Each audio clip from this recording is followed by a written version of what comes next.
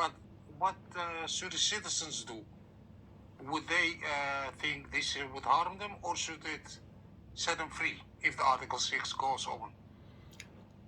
Well, to be honest, I don't personally find that to be a priority in my concerns.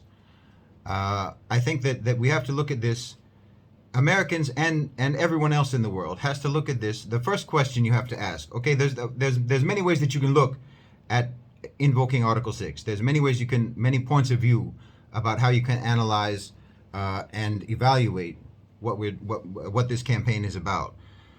You can look at it strategically in terms of the extent to which it can promote peace and security in the Middle East and elsewhere. You can look at it strategically in terms of how it will isolate the United States and limit their ability to project power around the world and so on, like I was just talking about. That's one way to look at it, and those are all correct evaluations. But I think that the first thing that anyone should think about, whether they're American or elsewhere, is ask yourself the very simple question: do you believe that people should do what they say? Do you believe that promises should be fulfilled? Do you believe that contracts should be upheld? Do you believe that rules should be adhered to? Do you believe that the law should be adhered to? Do you believe that there should be accountability for wrongdoing? Do you believe that there should be accountability when a contract is broken, when it's not fulfilled? If the answer to that question, if the answer to all of those questions or any of those questions is yes, then whether you're American or not American, just on the basis of having morals and principles, you should support the invocation of Article 6. Because America has, as I said, persistently and consistently and insistently violated the principles of the Charter. So if you're a moral person, if you believe in morality, if you believe in principles of law and the rule of law and international law, if you believe in accountability, then you should support it. And your question, whether you support it or not, shouldn't include how is it going to affect me. The only thing that you should be concerned about is your own convictions and your own morality and your own principles and values, and whether or not you believe that the world should be operating according to a global consensus, and whether or not when a country in the United Nations, a country signs a contract, which is what the Charter is. You sign a contract that you're going to abide by the principles of that charter, that you actually do it. If you're someone who believes that when you put your name down on paper, whether it's you as an individual or your country or your government puts their name down on a piece of paper and says, I'm going to do thus and so, then they should do it. And if they violate it, they should be punished for that. This is a very basic principle of order. It's a very basic principle of law. It's a very basic principle of morality and maturity.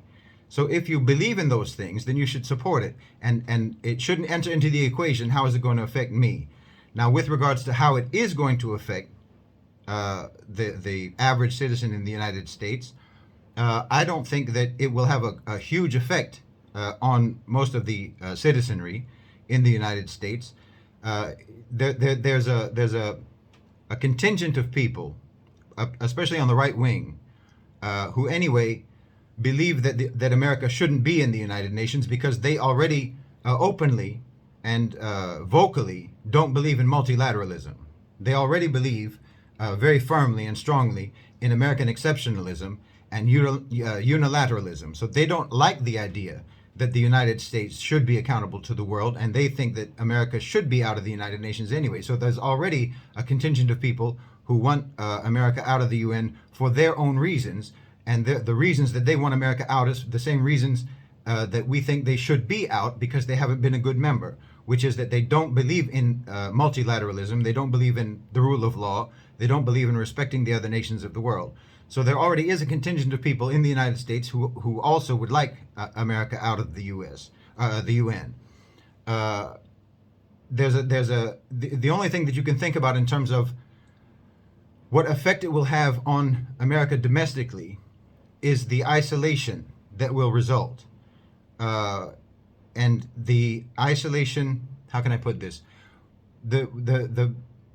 As we all know, the American economy is ruled by, or is managed by means of, the military-industrial complex, which means that America, for at least as long as the United Nations has existed, America has fueled their economy by fueling conflicts around the world, which is one of the reasons why they want the United Nations in the first place, so that they can manage the countries of the world and they can actually promote the opposite of what the UN Charter is, what the United Nations is supposed to be for, which is peace and security. They can use the United Nations to promote war and insecurity and instability for the sake of their own economic benefit. So if they are out of the United Nations and they are restricted in their ability to use the United Nations, and they're restricted in their ability to act with impunity and with unaccountability, then that would restrict America's ability, theoretically, to spread war and conflict around the world, which would or could potentially have detrimental effects to their economy, since they do run their economy by means of fueling conflicts around the world. But I would clarify that that's something that is very likely to happen anyway, because as I said in the beginning, the owners and controllers of global financialized capital, as we have seen, are moving towards a deglobalization policy and an isolationist policy of the United States. So it could potentially revive, for example, local manufacturing and the local economy, because generally a country that operates according to isolationist principles develops their domestic economy. So it's possible. These are all, theoretical, hypothetical possibilities of how it might go. But I will just repeat what I said in the beginning, which is that this shouldn't be a factor when you're talking about justice. You shouldn't say, I will support justice and I will support accountability and I will support the law, the implementation of the law and the enforcement of the law, and I will support measures that promote peace and security if it doesn't hurt me personally to do so, or if it benefits me personally to do so. No, you do it because you have conviction. If you're not Jewish, being pro-Zionist is fundamentally anti-Semitic. It's fundamentally anti-Semitic, because you're saying that Jews don't belong in my country. They need to be somewhere else. And we know that the Christian Zionists, the only reason that they're pro-Zionist, the only reason that they're supporting Israel, is because they believe in their fairy tale ideology of the end times and Armageddon, that it will result in the slaughter of all the Jews. So if you're not a Jew and you're pro-Zionist, you are deeply, deeply anti-Semitic. And the Republican Party and the core constituents of the Republican Party are deeply anti-Semitic, genuinely anti-Semitic, not the sloganeering anti-Semitism of the ADL, that they want to use it against anyone who's anti-Israel. No, but genuinely anti-Semitic, that they really do have a problem with Jewish people. And I think that we're going to see real anti-Semitism explode in the United States and throughout the West. I think we're going to see it absolutely explode to levels that we haven't seen in the West, since they have a very long history of real anti-Semitism. I mean, we have to remember that, as Muslims, we have to be fair and recognize that anti-Semitism and anti-Jewish hatred is a very real thing, and it is something that the Jewish people have suffered for centuries. That's a fact. And they have suffered that at the hands of the people who are supporting Israel now. At the hands of the same type of people who are supporting Israel now. And my argument is that there's no change in those people. They're not pro-Jewish now. They're just as anti-Jewish as they ever were, and that's actually why they support Israel and why they support Zionism, because, as I say, if you're a non-Jew and you're supporting Zionism, all you're saying is that I don't want Jews in my country, they need to go somewhere else. I'm affirming that I don't believe that Jews are safe or should be safe in my country and they need to go elsewhere. That's the fundamental premise of Zionism, especially if you're a non-Jew. That's the fundamental premise of Zionism. So if they cut ties with Israel, I think that we'll see an absolute explosion of real anti-Semitism in the West. And I think that we're already seeing some signs of that now. And one of the indications of this, for example, is how much news you're seeing even in the mainstream about AIPAC. That everything that's going on that's going wrong is due to AIPAC or AIPAC, however you want to say it, the Jewish lobby. That's just scapegoating. We want to put everything on AIPAC because we don't want to take responsibility for our own actions. We don't want to take responsibility for our own decisions because AIPAC, the reality is AIPAC spends a fraction of what the defense industry spends in lobbying. They spend an absolute fraction of what the aerospace industry lobby spends in lobbying Congress. Their actual influence financially is minute compared to these much larger industries, who are the real beneficiaries of America's policy in the Middle East and the real beneficiaries of America's decades-long support for Israel. But they're talking about AIPAC now, and they're talking about Jewish control of this and that and the other, because this is just the old, centuries-old anti-Semitism rising to the surface. And I think that we're going to see it probably explode over the next few years. As I said, first of all, we have to face the fact that anti-Semitism is coded in European DNA. It's absolutely coded in their social DNA, in their cultural DNA, to be anti-Jewish. It's from even in their religion to be anti-Jewish. Is very deeply embedded in them, which is why they even came up with the phrase, with the really paradoxical oxymoron of a phrase, Judeo-Christian, precisely so that they could cover up the reality of their history of hostility and aggression towards the Jews. The term Judeo-Christian is absolutely an oxymoron. So this is something that is deeply embedded in them. It's deeply embedded in their culture. It's deeply embedded in their history. And I think that the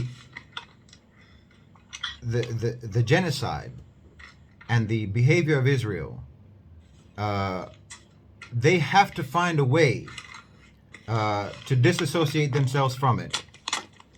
Disassociate themselves from the reality that they are 100% responsible for it. That they are 100% the only reason why the genocide is taking place. As I've said, it's an American genocide in Gaza being carried out by the Jewish brigade of American colonialism, American imperialism.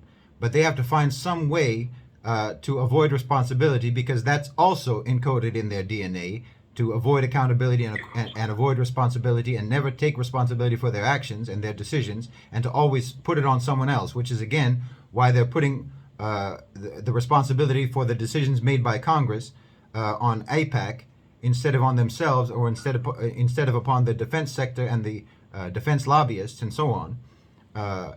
They need to find a way to distance themselves from what Israel has done and what Israel is doing.